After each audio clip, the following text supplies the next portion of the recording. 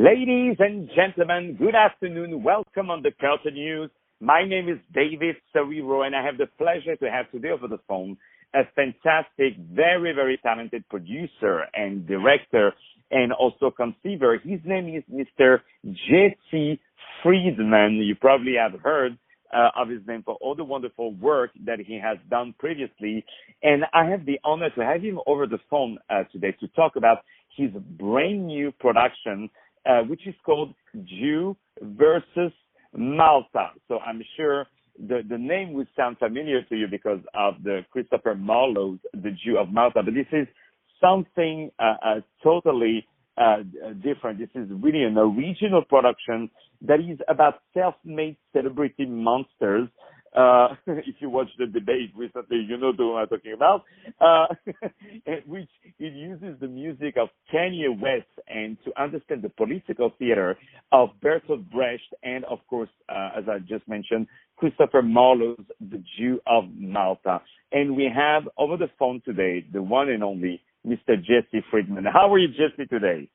I'm great, David. Thank you. How are you? It's a pleasure to be talking with you. The pleasure and the honor is really all mine. So I have really the pleasure to read about this fantastic play that is, it's even more than a play. Even the play is too, the word play is too small for this fantastic production that is upcoming on October 8th and will be playing until November 6th. So, my dear Jesse, tell us a little bit about, more than a little bit, about this exciting new production. But first of all, I would love to know a little bit more about yourself. I know about yourself, but I would love to know that our audience knows more about it, what you have done before, all your previous great production, and how this project of the Jew versus Malta was born and created. Yeah, absolutely. So as you said, I'm a director and a conceiver. I have a company. My company is called Metaphys Ed. And our work examines the relationship between spirituality and religion and politics and the lives of our artists and how we're interested in those things. Last summer, our company did a production called Karaoke Bacchae, which was at the Ice Factory Festival at the New Ohio. Wow. And that was the Bacchae by Euripides, a Greek tragedy, in a sports bar on karaoke night during the World Cup. Love it. So karaoke night was canceled to watch sports, and Dionysus comes to the bar in the body of Iggy Pop with some angry sorority girls to take over the bar. So my work, so my work tends to take classical or sacred texts and then hybridize them with a contemporary form. And that's so that we can use antiquity and old ideas to tell us more about the world we're living in now, and also be a critique of the world that we're living in now, and then also vice versa. How can what can Christopher Marlowe tell us about Kanye West, as well as what can Kanye West tell us about Christopher Marlowe, and vice versa? Yeah. Wow. And go ahead. I'm sorry, Jesse.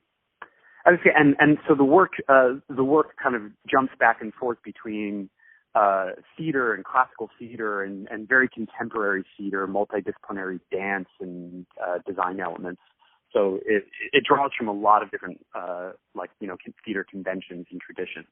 Mm-hmm. Wow, that's really amazing, and I love really what you just said about taking this classic and adding, making them more updated, but not only more updated, but you're transforming it in a good way. And I'm pretty sure that if Marlowe would be in the audience, he would be very, very happy to see this play, The Jew of Malta, which was for a long time a little bit controversial, right? And also it is believed that it served as the base for The Merchant of Venice by Shakespeare, right? Yes. Those two plays were definitely in conversation with each other. And they have a lot of similarities and both, obviously in terms of plot and similarities in characters. And my interest, and my interest in The Jew of Malta as opposed to the Merchant of Venice is, Mm-hmm. the Merchant of Venice in the Merchant of Venice is not Shylock the Jew, but it's Antonio. But in the Merchant, the Jew of Malta, the play is about Barabbas, who is the Jewish merchant. And yes, he is a really gross anti-Semitic depiction of a Jew. He's an imagination of a Jew, and not a real Jew. And the way that Marlowe uses that for his own political attack on his audience, I think, is very fascinating, which is why I'm interested in reading it through a Brechtian lens. But the character of Barabbas, as others have pointed out, is an interesting character in contradistinction to Shylock, because Barabbas has like 80% of the lines in the Jew of Malta. Oh yeah. He is, it is a virtuosic play, and Barabbas is a virtuosic villain. He has all the best monologues, and he has all the best plots and plans, and everybody praises him. So he's an interesting character because he is so virtuosic and so central, and also so hated. Yeah. No, definitely. And what's funny is that in The Merchant of Venice, I played Shylock twice last season, and there is even a line in it. I don't remember exactly what the line is, but where Shylock is talking about Barabbas. Yep.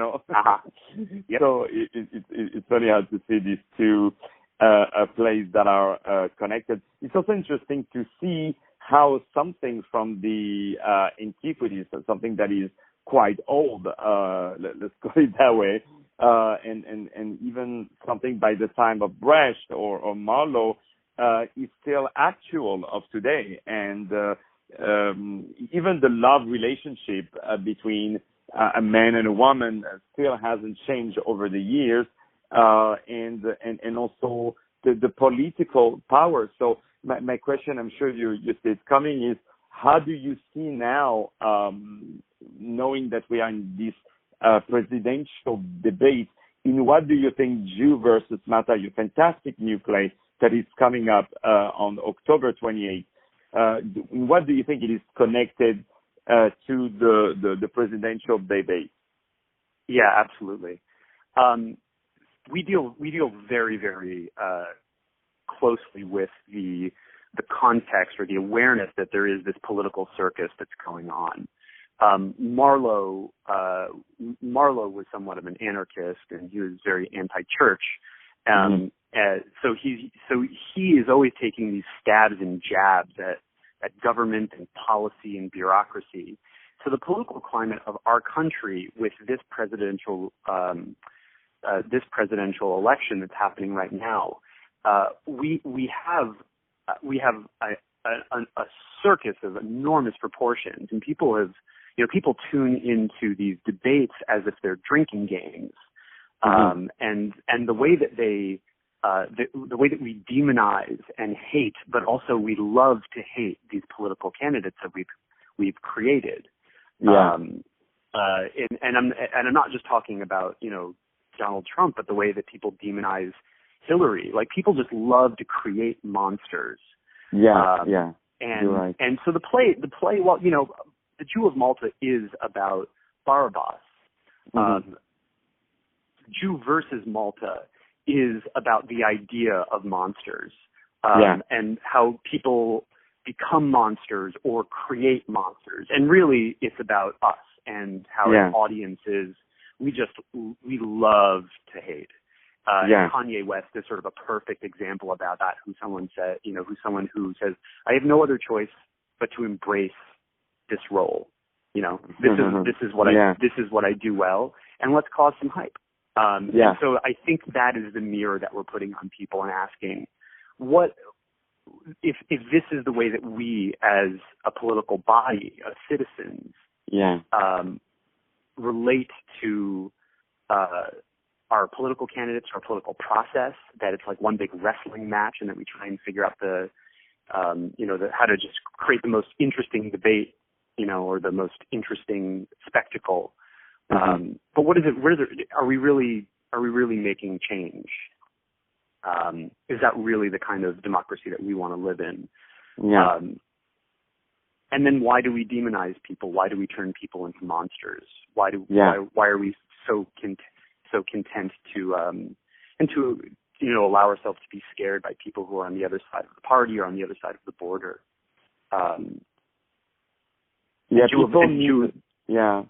People need to create definitely monsters. This is how it makes them feel better about themselves. Probably, like you mentioned about the Kanye West. I mean, we all remember when he went. I think it was the MTV Awards to talk in front of Taylor Swift. I mean, that thing must have happened in their history. I don't know how many dozens of times. Nobody has done such a big deal of it. But they put that artist, who is a first-class artist, a very good musician, a very good creator, and they put him like on the electric chair, basically for doing that mistake. I mean, it's something that how people just in a quick second can point their fingers at people and say, you are the monster, you are the devil. That's also another thing that fascinates me in it. And I think in the Giro Malta also we see a little bit of that. So I want to purchase tickets because I really want to go to see that wonderful play that is called The Jew versus Malta, which is opening on October 28th and playing until November 6th, Friday and Saturday at 10 p.m. I love you for that because at 8 p.m. nobody is more and more ready. So it's good. 10 p.m. we can enjoy it because every time I go to see a play at 8 p.m. I think only about one thing is when I'm going to eat, Right. So 10 right. p.m. And Sunday at 6 p.m. Yeah, absolutely. And the Sunday at 6 p.m. It's playing at this great venue called La Mama, right? And it's the club, more specifically. The address is 74A East on 4th Street at the 3rd floor. And one thing I really want to thank you and congratulate you, Jesse, for is also for bringing tickets more than affordable. So the adult ticket price are $20, only $20 to see a first-class show. And trust me, it's worth much, much more. And also they have a student and senior price for only $15. You can purchase the price on the website called lamama.org. I spell it for you, LAMAMA.org. And you can go / Jew versus Malta. But if you go on the website, you go on this season tickets, you can find it very, very easily. So you're going to have great costumes. You're going to have great lighting. And you guys have really, since 2011, have done fantastic shows. So is there something, my dear Jesse, that you would like to add that we didn't talk about? The show for all of its, really heavy contemporary political and moral debates about values is also a lot of fun. It's both heavy, but it's also goofy. It's serious and comedy, which is a very special brand of satire that is dear to my heart. And it's really, really dance furious. There's so much movement in it. You're going to come out kind of gripping your seat and being like, where did all that come from? So it's a really dense, fun show. Yeah, and everybody dies at the end. Everybody dies at the end.